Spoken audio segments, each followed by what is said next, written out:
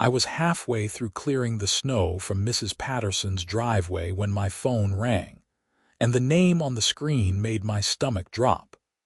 Officer Mike Henderson, one of my best clients who'd been texting me nonstop about getting his driveway cleared today. But when I answered, his voice was all business, not the friendly tone I expected. "Kevin, I'm on my way to your address right now," he said. "Got a call about illegal snow removal operations. Want to tell me what's going on before I get there?" My mind raced as I looked down at my perfectly legal snow removal truck with my business name painted on the side, trying to figure out what the hell was happening in my quiet Denver suburb. The whole mess started 3 weeks earlier when I moved into the Pinewood Heights neighborhood, a development with pristine streets and houses that all looked like they came from the same catalog. I'd bought the place because the price was right, and it was close to my snow removal business hub, making it easy to dispatch my trucks and manage operations during Colorado's brutal winter season. The HOA president, a woman named Barbara Mitchell who wore her pearls like battle armor, had stopped by the day I moved in with a binder 3 inches thick. "Welcome to the neighborhood," she'd said, though her smile didn't reach her eyes. "These are our community guidelines. I expect you to read them thoroughly. We maintain certain standards here at Pinewood Heights."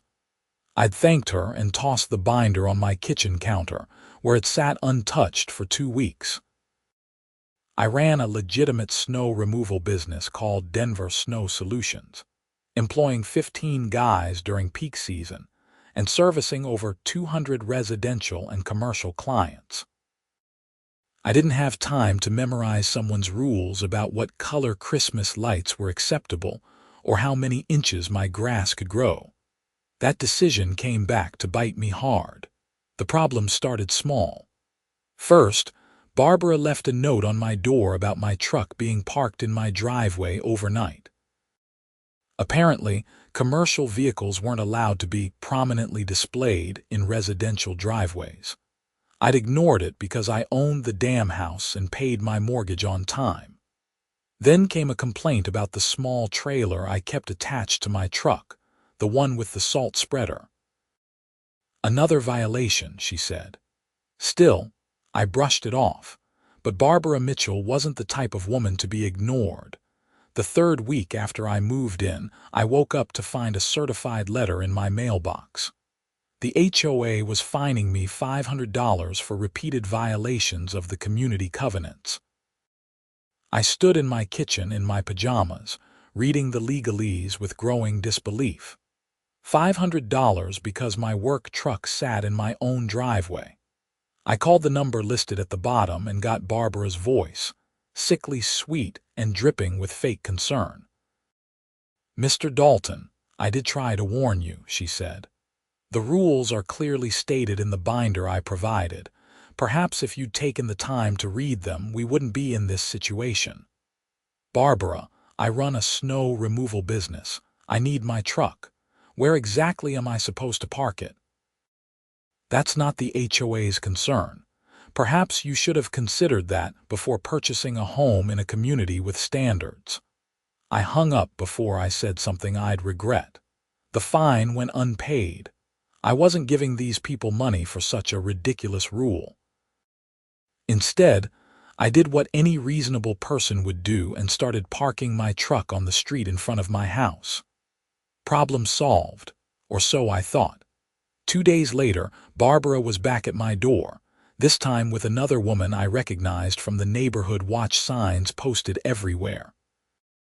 The second woman introduced herself as Patricia Winters, the HOA vice president, and she had the same pinched expression that suggested she'd been sucking on lemons for the past decade. "Mr. Dalton, your vehicle cannot be parked on the street for more than 48 consecutive hours," Patricia informed me, consulting a tablet like she was reading from scripture. "It's a fire hazard and disrupts the aesthetic harmony of our community." "It's a truck, not a meth lab," I said, my patience wearing thin. and I move it every day for work. Nevertheless, the complaints have been filed. We're assessing an additional $250 fine for street parking violations." That's when I knew I was dealing with something more than just busybody neighbors. This was personal.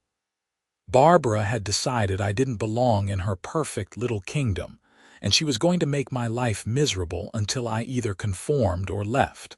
I started doing my research. Turned out Colorado had laws about HOAs and their enforcement powers, and Barbara was walking a thin line. I consulted with a lawyer buddy of mine who handled real estate disputes, and he laughed when I explained the situation. "Kevin, these HOA people are usually all bark and no bite," Tom said. "They can fine you, sure, but collecting is another matter. Just don't let them put a lien on your property. If the fines get above a certain threshold and remain unpaid, they can actually foreclose." "You're joking." "Wish I was. I've seen it happen twice."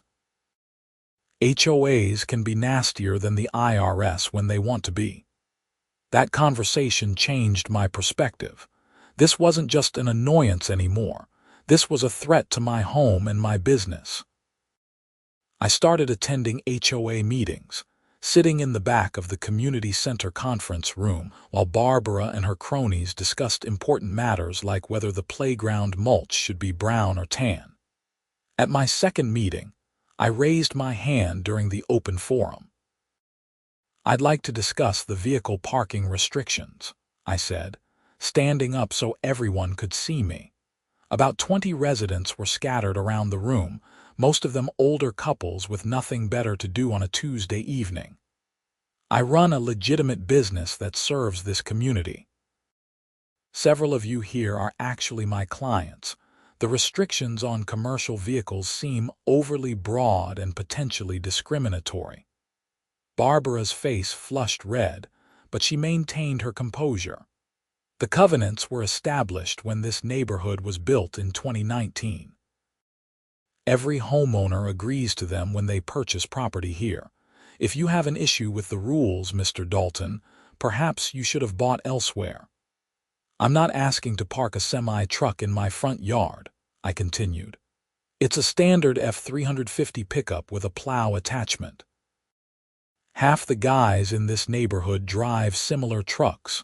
For personal use, not commercial purposes," Patricia chimed in. "There's a distinct difference." The meeting went nowhere. I sat back down while they moved on to discussing holiday decoration guidelines. But I noticed a few people nodding in my direction, offering small smiles of support. At least I wasn't completely alone. After the meeting, an older gentleman named Walter approached me. He had kind eyes and a firm handshake. "Don't let Barbara get to you, son," he said quietly. "She's been on a power trip since her husband left her 2 years ago. Takes it out on everyone. My wife and I got fined because our garage door was open for 3 hours on a Saturday while we cleaned it out. 3 hours. That's insane. You're preaching to the choir. But most folks here are too scared to challenge her.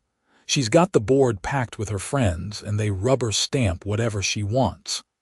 I filed that information away. Knowledge was power, and I was starting to understand the battlefield. The next week brought the first major snowstorm of the season, and my phone exploded with calls. I had my crews working around the clock, hitting all our residential clients first, then moving to the commercial properties. I personally handled about 15 houses, including several in my own neighborhood. Mrs. Patterson, who lived 3 streets over from me, was one of my longtime clients.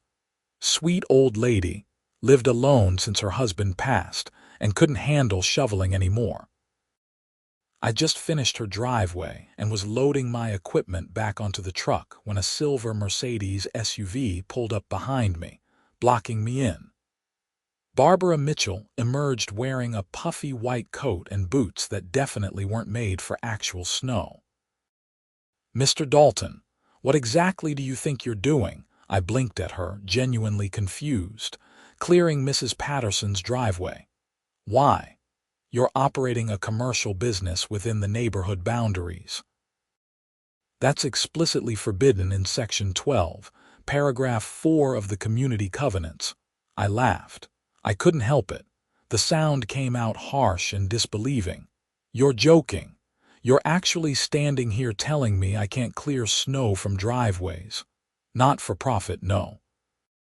If you want to help your neighbors out of the goodness of your heart, that's one thing. But running a commercial snow removal operation from within the community violates multiple regulations. Barbara, Mrs. Patterson is my client. She pays me to clear her snow. What I do for work has nothing to do with the HOA. Everything that happens within Pinewood Heights falls under HOA jurisdiction. I'm going to have to ask you to cease operations immediately and leave the neighborhood. Or what? Her smile was sharp enough to cut glass. Or I'll call the police and report illegal business operations. I'm sure the city would be very interested in examining your permits and licenses. My permits and licenses were perfectly in order. I'd been running this business for 8 years, and I followed every rule and regulation. But I also knew that getting the police involved would be a hassle I didn't need, especially during the busiest time of the year. Fine, I said, climbing into my truck. But this isn't over. I certainly hope not, Barbara said. The entertainment value alone has been worth it. I drove away seething. When I got home, I called Mrs. Patterson to explain the situation. Oh, that horrible woman, Mrs. Patterson said, her voice trembling with anger. She came to my door last year and told me my garden gnomes were tacky. My late husband gave me those gnomes. Who does she think she is? I'm sorry, Mrs. Patterson. I'll figure something out. In the meantime, I can have one of my guys come by. They don't live in the neighborhood, so Barbara can't say anything. You're a good boy, Kevin. Don't let that witch get to you. I sent my crew chief, Danny, to handle Mrs. Patterson and the 3 other clients I had in Pinewood Heights. Problem solved, right? Wrong. 2 days later, I got a call from Danny while I was across town handling a commercial lot. Boss, we got a problem, Danny said. That HOA lady, the one you warned me about, she's here and she's losing her mind. Called the cops and everything. Are you serious? Dead serious. She's saying we're trespassing or some garbage. The client is standing here trying to explain that she hired us, but the lady won't listen. Put her on the phone. I heard muffled sounds, then Barbara's voice came through, sharp and triumphant. Mr. Dalton, I warned you about operating your business in this neighborhood. That's not me. That's one of my employees working for a client who hired him. Your company, your responsibility. The police are on their way, and I've informed them about your repeated violations of community standards. You can't stop someone from hiring a snow removal service, Barbara. That's not how any of this works. We'll let the authorities decide that. She hung up. I immediately called Danny back and told him to stay put and be professional. Then I called the client, Mrs. Patterson, to make sure she understood what was happening. She was furious but grateful that I was handling it. I was 40 minutes away, stuck in traffic because of the snow. By the time I made it to Mrs. Patterson's street, a Denver police cruiser was parked at the curb, and I could see Danny talking to an officer. My heart sank when I recognized the cop. Officer Mike Henderson had been my client for 3 years. I cleared his driveway every major snowfall, handled his sidewalks, and even did his elderly mother's house a few streets over.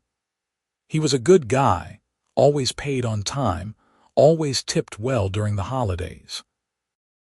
We'd grabbed beers a couple times after I finished jobs, talking about sports and the insane winter weather patterns. But right now, Mike wasn't my buddy. He was in uniform, taking a report from Barbara Mitchell, who was gesturing animatedly and pointing at Danny like he'd committed murder. I parked down the street and walked up, trying to appear calm and professional. Officer Henderson, I said, nodding at him. Mike turned, and I saw the recognition in his eyes followed immediately by something like frustration. "Kevin, we need to talk." Barbara's face lit up with vindictive glee. "You know this man, officer? Excellent. Perhaps you can explain to him that running illegal business operations is a crime." "Madam, I'm going to need you to step back while I talk to Mr. Dalton," Mike said, his tone leaving no room for argument.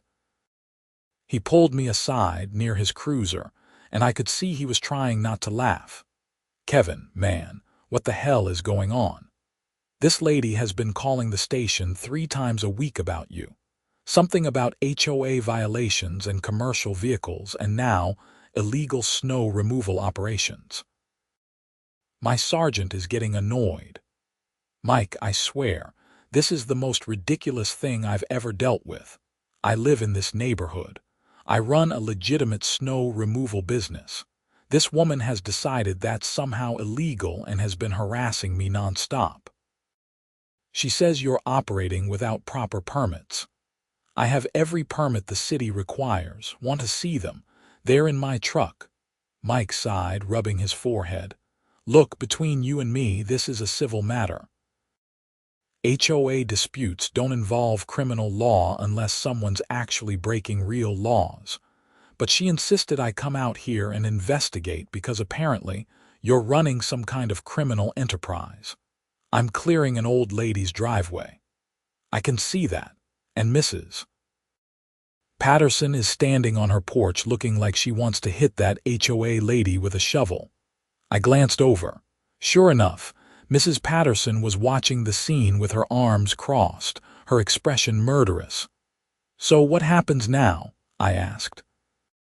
"Now, I tell the HOA president that this is a civil matter and she needs to handle it through proper channels, not by calling 911. And then I remind you that I'm still waiting for my driveway to be cleared. You were supposed to come by this morning." I couldn't help but grin. "You're on my schedule for this afternoon. I got backed up because of this nonsense." "Well, hurry it up. My wife is threatening to hire someone else, and I keep telling her you're the best in the business." Mike walked back over to Barbara and Danny, and I followed. He addressed Barbara in his official cop voice, the one that brooked no argument. "Madam, I've spoken with Mr. Dalton, and this is a civil matter between you, your HOA, and the residents who choose to hire his services. There's no crime being committed here. If you believe he's violating HOA rules, you need to go through your normal enforcement channels. Calling 911 for a civil dispute is considered misuse of emergency services." Barbara's face cycled through several shades of red. "But officer, he's a licensed, legitimate business owner operating with all proper city permits," Mike interrupted. "I've verified his credentials. If you continue to call the police for non-emergency HOA matters, you could be cited for making false reports." That shut her up fast. Barbara sputtered a few more protests, but Mike was already walking back to his cruiser. He paused before getting in and called over to me. "See you around 3. "I'll be there," I confirmed. He drove off, and Barbara turned her fury on me. "This isn't over, Mr. Dalton. The HOA has legal recourse, and we will be pursuing every option available to us." "You do that," I said tiredly. "In the meantime, I have work to do." Danny and I finished Mrs. Patterson's driveway while Barbara sat in her Mercedes and watched, probably taking photos to use as evidence in whatever insane vendetta she was planning. Mrs. Patterson came out as we were wrapping up and pressed a $20 bill into Danny's hand, despite his protests. "Thank you, young man," she said. "And Kevin, you tell that officer he's a good one. We need more like him." I promised I would and headed out to finish my route. Mike's house was a nice split level in a different neighborhood, no HOA to speak of. His wife, Jennifer, waved from the window as I cleared their driveway and sidewalks, and Mike came out as I was finishing up. "Thanks, man," he said, handing me a check. "Sorry about that mess earlier. Not your fault. You were just doing your job. That HOA lady is something else. She actually tried to tell me you were running a money laundering operation. A money laundering operation through snow removal. Like that even makes sense." I laughed despite myself. She's got it out for me because I won't bow down and follow her ridiculous rules. Be careful, Kevin. I've seen HOA disputes get ugly. People are crazy when it comes to their property and their little kingdoms. Document everything, keep records of all your interactions, and maybe talk to a lawyer. Way ahead of you. Over the next week, things escalated in ways I never could have predicted. Barbara filed a formal complaint with the city's business licensing department, alleging that I was operating a commercial business from a residential property. That triggered an inspection, which I passed with flying colors because my business was actually registered to a commercial space I rented for equipment storage and my small office. My home address was just my residence. Then she filed a complaint with the Better Business Bureau, claiming I'd provided substandard service and damaged property. That was easily disputed with my client testimonials and photographs. Mrs. Patterson actually called the BBB herself to defend me, bless her heart. But Barbara's masterstroke was convincing the HOA board to pass an emergency bylaw prohibiting any resident from hiring service providers who didn't carry a special HOA-approved insurance rider. The rider didn't actually exist in the insurance industry, which meant no one could meet the requirement. It effectively banned all outside contractors from working in the neighborhood, which was so obviously illegal that even Patricia Winters looked uncomfortable during the meeting where it passed. I wasn't at that meeting, but Walter called me immediately afterward. "Kevin, she's lost her mind," he said. "This new rule means I can't hire a plumber or an electrician. My daughter's getting married in 6 months, and I was supposed to have a catering company come to the house for a family gathering. Now I can't. People are starting to realize how insane this is." Can the board actually enforce something like that? According to our bylaws, any emergency measure passed by the board stands for 30 days before requiring a full community vote. But Kevin, I think she's specifically targeting you. This is retaliation. He was right, but proving it would be difficult. I called Tom, my lawyer friend, and explained the situation. "That's restraint of trade," Tom said immediately. "Possibly antitrust violations too, depending on how you look at it. Kevin, if you want to fight this, I can help you. But it's going to cost money and time." "How much are we talking to file a lawsuit against the HOA? Probably 10 grand just to start, and it could take months. But you'd likely win, and they'd have to pay your legal fees." I thought about it hard. $10,000 was a lot of money to prove a point, but this wasn't just about me anymore. Barbara had crossed a line that affected every single person in the neighborhood. Walter couldn't hire a plumber. Mrs. Patterson couldn't hire a handyman. This was beyond petty HOA rules and into territory that actually harmed people. "Let's do it," I said. Tom started drafting the paperwork while I focused on running my business and documenting every interaction with the HOA. I started carrying a small voice recorder, legal in Colorado as a one-party consent state. I saved every email, every letter, every text message. Then came the day that changed everything. It was a Tuesday morning, and I was at my warehouse going over schedules with Danny when my phone rang. Unknown number, local area code. I almost didn't answer, but something made me pick up. "Is this Kevin Dalton?" a woman's voice asked. She sounded young, nervous, speaking. "My name is Rachel Turner. I'm the new secretary for the Pinewood Heights HOA. I think I need to talk to you about something, but I'm scared I'll lose my job." That got my attention fast. What's going on? Can we meet somewhere? Not in the neighborhood. I don't want anyone to see us talking. We arranged to meet at a coffee shop in downtown Denver, far from Pinewood Heights. Rachel turned out to be a college student, maybe 22, who'd taken the HOA secretary job to make extra money while finishing her business degree. She looked terrified as she sat across from me, clutching a coffee cup with both hands. "Thank you for meeting me," she said. "I didn't know who else to go to. What's this about?" "Barbara Mitchell has been using HOA funds for personal expenses. I've been processing the accounts receivable and noticed irregularities. She's been charging personal meals, shopping trips, even a vacation to the HOA budget. We're talking about $15,000 over the past 6 months." I sat back, processing that information. That's embezzlement. I know.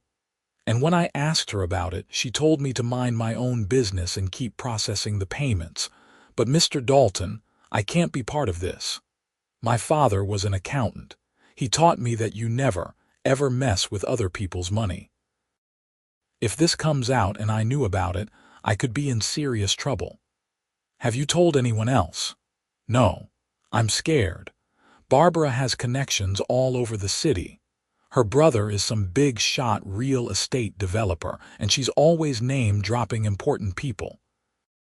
I'm just a college kid working a part-time job. I leaned forward, choosing my words carefully. Rachel, if what you're telling me is true, Barbara has committed a serious crime. Embezzlement of HOA funds is prosecuted the same as any other theft. But you need to understand that coming forward means you'll likely be called as a witness. It means dealing with lawyers and possibly police. Are you prepared for that? She nodded, her jaw set with determination. I've been thinking about it nonstop for 2 weeks. I can't sleep knowing what she's doing. Those are funds paid by residents who trust the HOA to manage their community. She's stealing from her neighbors. You have proof. I made copies of everything before she could tell me not to. Bank statements, receipts, credit card bills, all of it. She pulled a flash drive from her purse and slid it across the table. I picked it up, feeling the weight of what she was giving me.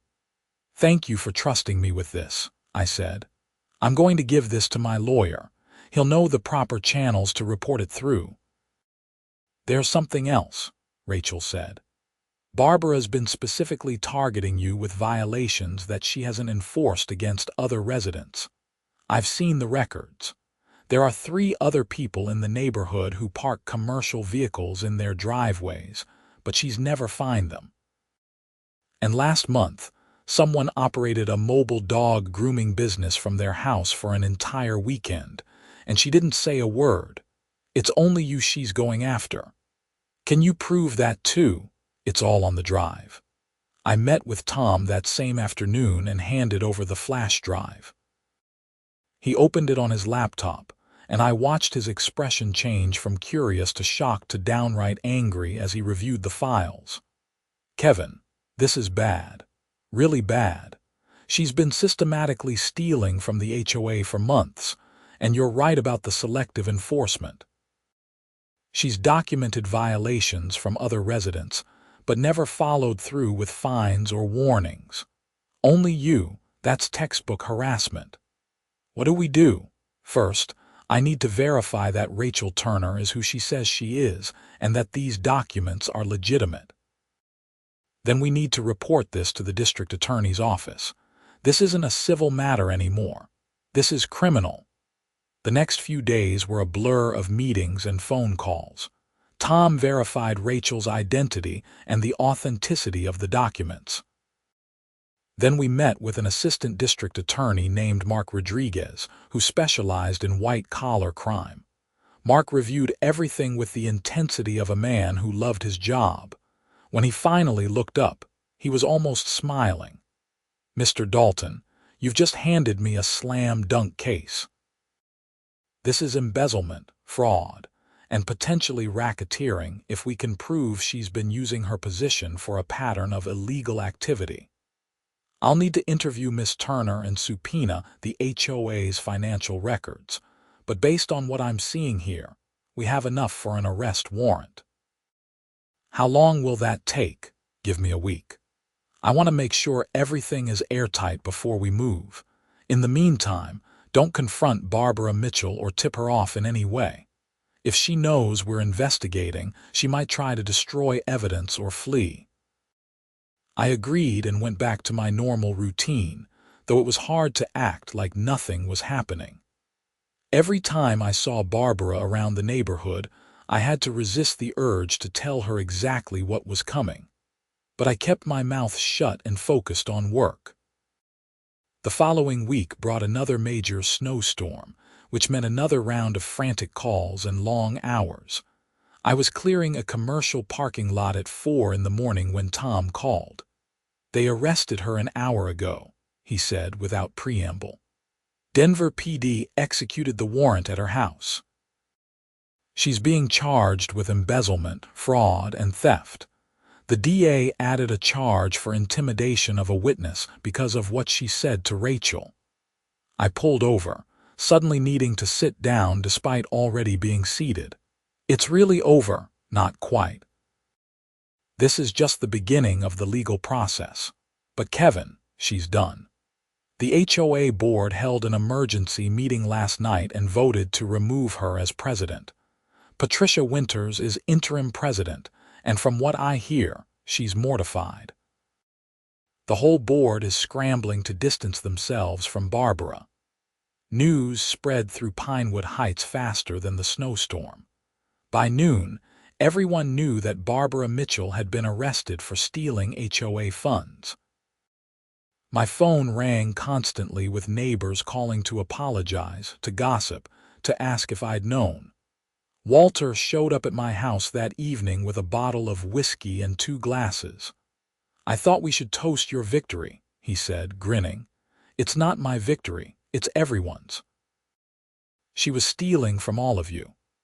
Maybe, but you're the one who had the balls to stand up to her. Everyone else was too scared. Come on, one drink." We sat in my kitchen and drank whiskey while Walter filled me in on the neighborhood gossip. Apparently, Barbara's husband had left her because of her controlling behavior, and she'd spiraled into using the HOA as her personal kingdom. She'd alienated almost everyone, but maintained power through fear and strategic alliances with people like Patricia. "Patricia's already announced they're dropping all those ridiculous fines against you," Walter said. "And they're rescinding that emergency bylaw about contractors. She actually apologized at the meeting, said they'd been too focused on following Barbara's lead instead of thinking critically. That's big of her. She's covering her ass. The whole board is terrified they'll be held liable for Barbara's actions, but at least they're doing the right thing now." The next few weeks were strange. I went from being the neighborhood pariah to something like a local hero. People waved when I drove by. Mrs. Patterson baked me cookies. Someone left a case of beer on my porch with a note that said, "Thanks for standing up to the tyrant." The criminal case against Barbara moved forward. Rachel testified before a grand jury, and the indictment came back with multiple felony counts. Barbara's lawyer tried to negotiate a plea deal, but the DA's office wasn't interested in going easy on her. They wanted to send a message that abusing positions of trust wouldn't be tolerated. I was subpoenaed to testify about the harassment and selective enforcement. Standing in that courtroom, looking at Barbara sitting at the defense table in a conservative suit instead of her usual designer clothes, I almost felt sorry for her. Almost. "Mr. Dalton, can you describe the interactions you had with Miss Mitchell regarding your business?" the prosecutor asked. I walked through everything. The initial violations, the escalating fines, the confrontation at Mrs. Patterson's house, Barbara calling the police. I kept my tone factual and calm, letting the facts speak for themselves. Barbara's lawyer tried to paint me as someone with a grudge, but it fell flat. Too many other residents testified about their own experiences with her abuse of power. The weight of evidence was overwhelming. The trial lasted 3 days. The jury deliberated for less than 2 hours before returning guilty verdicts on all counts. Barbara Mitchell was sentenced to 18 months in prison and ordered to pay full restitution to the HOA, plus fines and court costs. Her face was blank as the judge read the sentence, like she couldn't quite believe this was happening to her. Outside the courthouse, Mike Henderson found me on the steps. "Hell of a case," he said. "Glad it worked out." "Thanks for not arresting me that day at Mrs. Patterson's," he laughed. "Kevin, I knew that whole thing was bullshit the second I got the call, but I had to respond and investigate. It's the job." "I know, and I appreciate you being professional about it. Speaking of which, I still need my driveway cleared. We're supposed to get another 6 inches tonight." "I'll move you to the top of the list." The HOA underwent major changes after Barbara's conviction. Patricia Winters served as interim president for 3 months before stepping down entirely. A new board was elected, including Walter, who brought a common-sense approach to community management. One of their first acts was to revise the covenants to remove the most ridiculous restrictions, including the ban on commercial vehicles in driveways. "As long as it's not an eyesore and you're not running a junkyard, we don't care," Walter told me at a board meeting. "People have jobs. People have businesses. That's life." The revised covenants passed with overwhelming support from the community. For the first time since I'd moved to Pinewood Heights, I felt like I actually belonged there. My business continued to thrive. Word got around about how I'd stood up to the HOA and exposed Barbara's corruption, and my client list grew. People respected that I'd fought back instead of just rolling over. Danny and my other employees ribbed me about being famous, but it was all good-natured. Mrs. Patterson remained one of my favorite clients. I made sure to prioritize her driveway during every storm, and she always had cookies or hot chocolate waiting when I finished. One afternoon in early spring, as the snow was finally starting to melt for good, she invited me in for coffee. "I wanted to thank you properly," she said, settling into her favorite chair, "for everything you did, not just for me but for the whole neighborhood." "I was just defending myself," I said. "The rest of it was collateral benefit. Don't sell yourself short, Kevin. You stood up to a bully when everyone else was too afraid. That takes courage. My late husband always said that courage isn't about not being scared. It's about doing the right thing even when you are scared." He sounds like he was a wise man. He was, and he would have liked you. As spring turned to summer, life in Pinewood Heights settled into a comfortable rhythm. The new HOA board focused on actual community improvements rather than nitpicky rule enforcement. They organized neighborhood barbecues, fixed the playground equipment, and even started a community garden program. It turned out that when you removed the toxic leadership, people actually enjoyed being part of an HOA. I got a call one day from Rachel Turner, the secretary who'd blown the whistle on Barbara's embezzlement. "Mr. Dalton, I wanted to let you know I graduated," she said, sounding proud and happy. "And I got a job with the state attorney general's office. They recruited me specifically because of my role in the Barbara Mitchell case." "That's fantastic, Rachel. You should be incredibly proud of yourself." "I am. And I wanted to thank you for believing me and helping me do the right thing. I was so scared, but you made me feel like it was worth it." "It absolutely was worth it. You saved that community a lot of money and grief." "I also wanted to tell you that Barbara is appealing her conviction. Her lawyer says there were procedural errors or something. I don't think it'll go anywhere, but I thought you should know." The appeal was a long shot, and everyone knew it. Barbara's conviction was solid, backed by overwhelming evidence and multiple witness testimonies. Still, it was her right to try, and the legal system would run its course. 6 months later, the appellate court upheld the conviction on all counts. Barbara Mitchell would serve her full sentence. I didn't celebrate when I heard the news, but I did feel a sense of closure. Justice had been served, not just for me, but for everyone she'd harmed with her abuse of power. The following winter was the busiest season my business had ever seen. We'd expanded to 22 employees and added 3 new trucks to the fleet. I'd even started bidding on municipal contracts, clearing city streets and public parking lots. The business that Barbara had tried so hard to destroy had grown stronger than ever. One particularly brutal February night, I was out clearing a commercial plaza when my phone rang. Officer Mike Henderson. Kevin, I hate to do this to you, but Jennifer's car slid into a snowbank in our driveway. Any chance you can swing by and help dig her out? I'm on shift until midnight. Give me 20 minutes. I finished the plaza and headed over to Mike's house. Jennifer was standing in the driveway, looking frustrated and cold. The car was wedged pretty good in a bank of snow pushed up by the city plows. "I'm so sorry to drag you out here," she said as I grabbed my shovel. I tried to back out and just made it worse. "No problem. Happens all the time."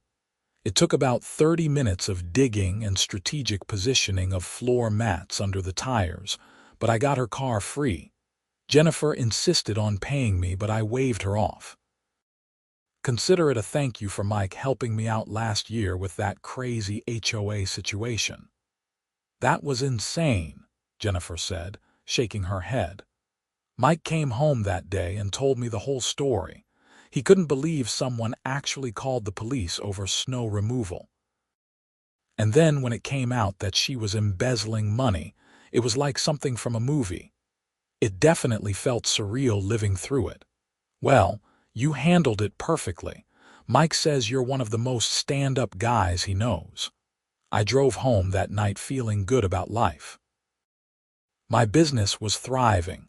My reputation in the community was solid, and I'd made real friendships with people like Mike and Walter and Mrs. Patterson. The nightmare with Barbara Mitchell seemed like a distant memory, a story I'd tell someday about the time an HOA president went to prison for trying to destroy my business. The following spring, Walter approached me with an interesting proposal. "Kevin, the board wants to hire your company for official HOA snow removal," he said. "We'd pay you to clear all the common areas, the clubhouse parking lot, and the sidewalks along the main streets. It'd be a regular contract, steady winter income." I thought about the irony of the HOA hiring the very business Barbara had tried to ban from the neighborhood. "Walter, I appreciate the offer, but I don't want any special treatment." "It's not special treatment. We're hiring you because you're the best snow removal company in Denver and you live right here in the neighborhood. It makes sense on every level. Plus, the residents voted on it. They want you." The residents voted. 73% in favor. Turns out you're pretty popular around here. I accepted the contract. It was good business, and it felt like the ultimate vindication after everything I'd been through. The first winter under the new contract was smooth and professional. My crews handled the HOA properties with the same care they gave all our clients, and Walter's board paid promptly on the first of every month. Life settled into a good pattern. I woke up every day grateful for the community I'd fought to stay in, for the business I'd built, and for the friends I'd made along the way. The whole experience with Barbara had taught me important lessons about standing up for yourself, documenting everything, and not backing down from bullies just because they have a little bit of power. Mrs. Patterson passed away peacefully in her sleep 2 years after the Barbara Mitchell trial. She was 91 and had lived a full life, but it still hit me hard. I'd grown close to her during those morning coffee chats, and she'd become something like a grandmother figure to me. At her funeral, her daughter pulled me aside. "Mom left you something in her will," she said, handing me an envelope. She was very specific about it. Inside was a check for $5,000 and a handwritten note. "Kevin, thank you for being a good neighbor and a good man. Use this to treat yourself to something special, or invest it in that wonderful business of yours. You earned every penny by standing up for what's right. Love, Mrs. P." I sat in my truck in the funeral home parking lot and cried. The check went into a savings account for future business expansion, and I made a donation to the local senior center in Mrs. Patterson's name. It felt like the right thing to do. The years rolled on. Barbara Mitchell was released from prison after serving 14 months with good behavior. I heard through the neighborhood grapevine that she'd moved out of state, back to Ohio where her family lived. Part of me hoped she'd learned something from the experience, but another part knew that people like Barbara rarely changed. They just found new kingdoms to rule and new people to control. The Pinewood Heights HOA continued to function smoothly under Walter's leadership, and then under the presidents who came after him. The community became known in the Denver area as one of the rare HOAs that actually worked the way they were supposed to, maintaining property values and common spaces without being tyrannical about petty rules. Real estate agents used it as a selling point. My business celebrated its 10th anniversary with a party at my warehouse. All my employees were there, plus clients like Mike Henderson and his wife, Walter and his wife Martha, and dozens of other people whose driveways and parking lots I'd cleared over the years. Danny gave a toast that made me embarrassed and proud in equal measure. Here's to Kevin, who built this company from nothing and who taught all of us that doing good work and treating people right is the best business model there is. And who also showed us that sometimes you have to fight for what's right, even when it seems easier to just walk away. Everyone cheered, and I felt overwhelming gratitude for the life I'd built and the people who'd supported me along the way. Looking back on the whole saga with Barbara Mitchell and the HOA, I realized it had been a defining period in my life. It had tested my resolve, my principles, and my willingness to stand up for myself. The fact that I'd come out the other side stronger and more successful wasn't just luck. It was because I'd refused to be bullied, I'd documented everything, and I'd sought help from the right people at the right times. The story became something I shared with young business owners who came to me for advice. I told them about the importance of following the rules, keeping good records, and never being afraid to fight back legally when someone tries to destroy what you've built. I told them about Rachel Turner, who'd risked her job to do the right thing. I told them about Officer Mike Henderson, who'd followed his duty even though it was awkward, and who'd become a good friend because of his integrity. Most of all, I told them that justice doesn't always happen quickly or easily, but it does happen if you're persistent and you have the truth on your side. One winter evening, about 5 years after the trial, I was driving through Pinewood Heights after clearing the community lots. The neighborhood looked peaceful under a fresh blanket of snow, lights glowing warm in windows, kids building snowmen in yards. I passed the house that used to be Barbara's, now occupied by a young family with 2 little boys who loved to watch my plow truck go by. I thought about how different things could have been if I'd just given in to Barbara's demands, paid her ridiculous fines, and parked my truck somewhere else. I probably would have moved out of the neighborhood eventually, bitter and defeated. My business might have survived, but I would have carried the resentment and the sense of injustice forever. Instead, I'd fought back, and everything had worked out better than I could have imagined. The neighborhood was better. my business was stronger. I'd made lasting friendships and learned important lessons about courage and integrity. As I pulled into my own driveway that night, I saw Walter standing on his porch next door, waving at me. I waved back and felt a deep sense of contentment. This was home. This was my community. And I'd earned my place in it through determination, hard work, and a refusal to be pushed around by a bully with a title and a 3-inch binder of rules. The next morning brought another snowfall and another full day of work. I grabbed my coffee, kissed my girlfriend Sarah goodbye. I'd started dating her about a year after the trial ended, and she was the best thing to happen to me in a long time, and headed out to my truck. My phone buzzed with the day's schedule. 42 properties to clear, including Officer Henderson's driveway, the HOA common areas, and 3 new commercial clients who'd signed contracts the week before. It was going to be a long day, but I loved every minute of it.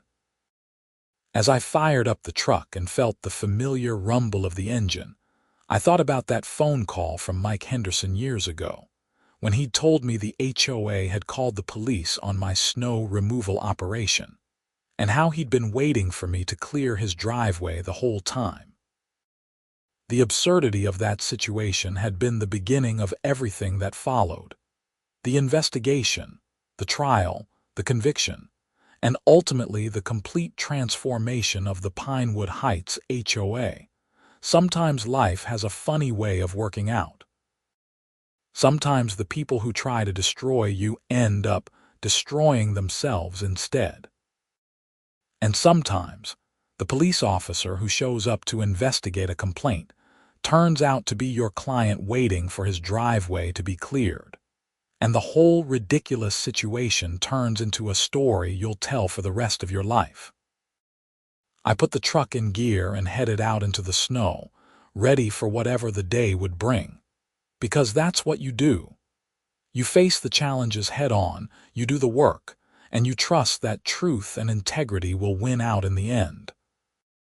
And if an HOA president tries to ruin your life, you document everything, hire a good lawyer, and let justice take its course.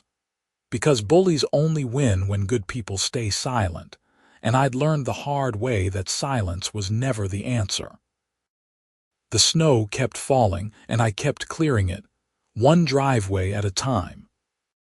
Just like always, but better now, because I was doing it in a neighborhood where I truly belonged, surrounded by people who respected me, and a community that had learned that HOAs work best when they serve the residents instead of ruling over them.